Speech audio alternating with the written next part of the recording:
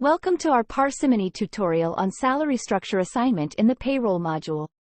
In this video, we'll explore how to assign salary structures to employees, ensuring accurate compensation management in your organization.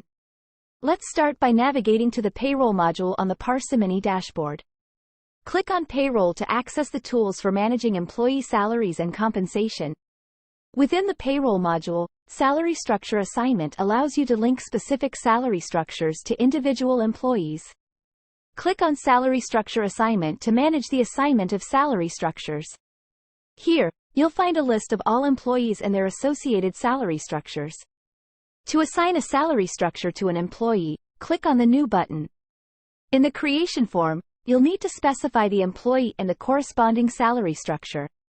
Select the employee to whom you want to assign the salary structure. Choose the appropriate salary structure from the drop-down list.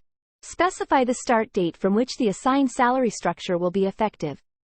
Once you've filled in all the necessary details, click Save to assign the salary structure to the employee. The system will now show the newly assigned salary structure in the list. You can edit or modify existing salary structure assignments at any time by clicking on the Edit button next to the assignment. If you need to remove a salary structure assignment, you can do so by clicking on the Delete button.